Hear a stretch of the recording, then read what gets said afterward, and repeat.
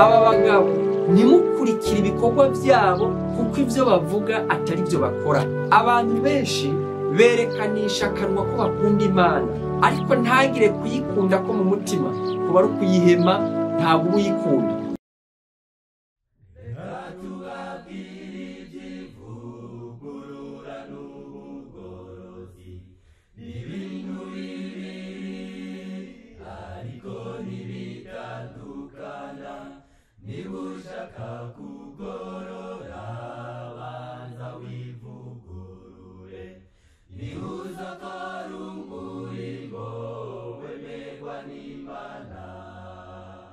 Reka tubaramutse mwebwe abadukurikirana bakurikirana ibiganiro by'abagorozi.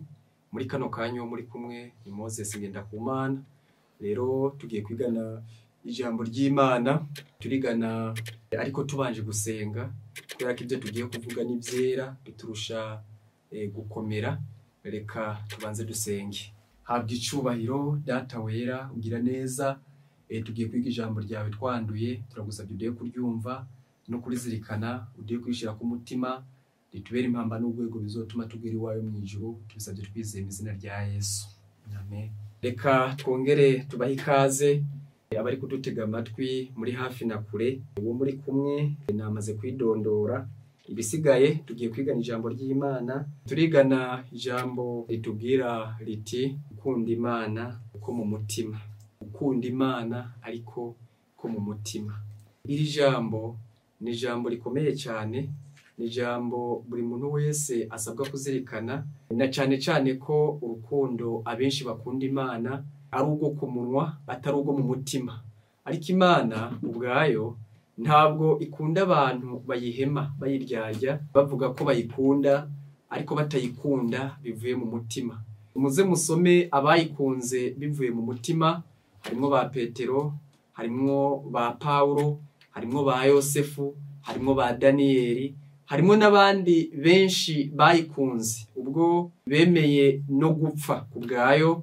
Niyo mpamvu umuntu wese adafise urukundo rwo gukunda Imana mu mutima wiwe azohura n'akaga, kandi nta juru ry'abantu badakunda Imana ariko babikuye ku mutima. Turabaha amwe mu masomo make. Igihe kimwe Imana yitegereje Abisirayeli ibabwira uku gukurikira mu gitabo ni ca Yeremiya 12 umurongo waho wa 2. Abisirayeli bwari ubwoko bw'Imana, Imana yitoranirije. Ibi byanditse mu gitabo cyo gusoma mu byagezwe igice c'indwi umurongo wa 5. Ariko ubu bwoko nubwo Imana yari yarabutoranije ibugire ihanga ryera, kandi umugambi wayo wari uwo kugira ngo ibugeze mu gihugu c'i Kanani, ariko Imana ibitegereje canke se ibarabye mu mitima yabo isanga ntibayikunda ahubwo barayihema. Niyo mpamvu Yeremiya 12 umurongo wa 2 haranditse ngo warababaditse mbere bashinga imizi barakura, mbere no kwama barama, uhora hafi mu kanwa kabo ariko kaba kure y'imitima yabo. Uhora hafi mu kanwa kabo ariko kaba kure y'imitima yabo. Ubundi ho ntabwo gukunda Imana byakagombye kuba ibyo ku munwa, ahubwo buri muntu wese yakagombye kubigira ibyo mu mutima, kubera ko igihe cyose twovuga ko dukunda Imana ariko atari uko mu mutima, tuba turiko turibesha kandi cyane. Mu gitabo cya Ezekiyeli hari andi majambo akomeye aboneka mu gitabo cya Ezekiyeli 3:3 umurongo waho n'uwa 30 haranditse ngo, kandi nawe mwana w'umuntu, abo bwoko bwanyu bayagira ivyayo ku nzitiro no ku miryango y'amazu, umwe avugana n'uwundi, umuntu wese na mugenzi we, batenda nimuze tuje kumva ijambo ry'Uhoraho. Ijambo rivuye kuhoraho iryari ryo 3:1, maze bakaza kuri wewe nk'uko ari abantu basanzwe baza bakicara imbere yawe, nk'uko ari abantu banje bakumviriza amajambo yawe ariko ntibayakore, kuko berekanisha akanwa kabo urukundo rwinshi yamara imitima yabo ikurikira ukuyungukira kwabo.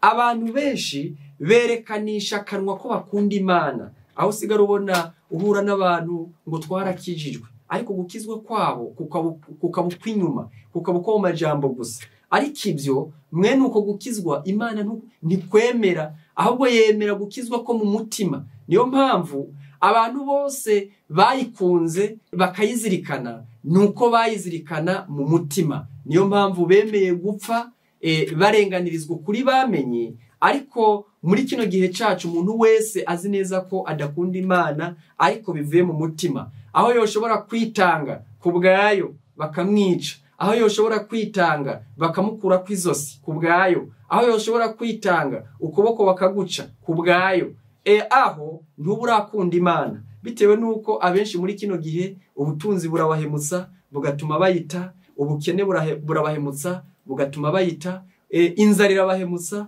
bigatuma bayiva inyuma. Ivyo vyose ntabwo ari gukunda Imana, ahubwo buri muntu wese yakagombye kugira gukunda Imana ariko ko mu mutima. Ibi Yesu yigeze no kubibwira abafarisayo mu gitabo ni ca Yohana umurongo waho wa 42. Hano haranditse uku gukurikira: ariko mweho ndazi yuko mutagira urukundo rw'Imana mu mitima yanyu. Ubu ni Yesu abwira abafarisayo ngo ariko mweho ndazi ko mutagira urukundo rw'Imana mu mitima yanyu. Niyo mpamvu mu gitabo ca Mateyo 2:3 uhereye ku murongo wa mbere Yesu yabwiye abigishwa be barababwira ngo aba bagabo ntimukurikire ibikorwa byabo, kuko ivyo bavuga atari byo bakora. Igihe cyose umuntu avuga ibintu ariko ntabishire mu ngiro, igihe cyose umuntu yigisha ibintu ariko ntabigendere, ntase navyo, uko kuba ari kubesha. Niyo mpamvu umuntu wese avuga izina ry'Imana, umuntu wese avuga ko azi Imana, umuntu wese avuga ko akunda Imana, ariko ntagire kuyikunda ko mu mutima, kuba ari kuyihema, ntabwo uyikunda. Niyo mpamvu Petero igihe Yesu yamubaza mu gitabo ca Yohana 20, Yesu aramubaza ngo mbega Petero urankunda? Petero nawe arangije ngo mwamurazi ko nkunogera, turazi ko nkukunda mu by'ukuri nta kibazo. Ariko Yesu amwitegereje yabonye urukunda mukunda atarigo, kubera ko bwakeye kabiri Petero aramwihakana. Niyo mpamvu Petero amaze kumusobanukirwa byanse ko amugambanira, abwira abari bagiye kumubamba ku musaraba, aravuga ngo ntimumbambe nk'umwami wanje, ariko mumbambe ncuritse. Icamuteye kuvuga ari amajambo rwari urukundo asanzwe akunda Imana, rwari urukundo yari yarimitse rwa Kristo umutima wiwe. Ubwo rukundo niko rwashoboje ba Pawulo kwicwa imfumbi z'agashinyaguro, ba Barutolomayo n'izindi ntumwa zitandukanye za Yesu. Ubwo rukundo ubwo nibwo rwabashoboje. Niyo mpamvu kubakunda kwiga amateka, shengero ry'Imana ryo mu gihe c'intumwa ni rya Simuruna mu gice ca 2 c'Ivyahishuriwe Yohana umurongo wa 10, ngo ubwo bari mu gatotezo kamaze imyaka 10, ngo Imana yarabitegereje irababwira ngo muze mwihangana mugeze kugupfa, nanje nzobagororera ikamba ry'ubugingo. Rero umuntu wese akunda Imana ntabwo inzara yotuma hemuka, ntabwo ubukene bwotuma hemuka,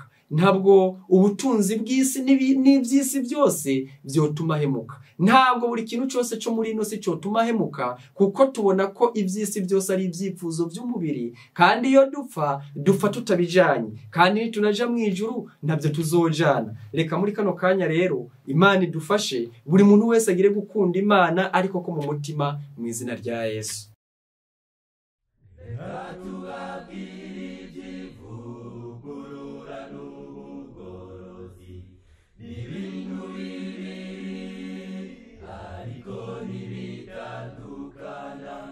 Nibushaka kugorora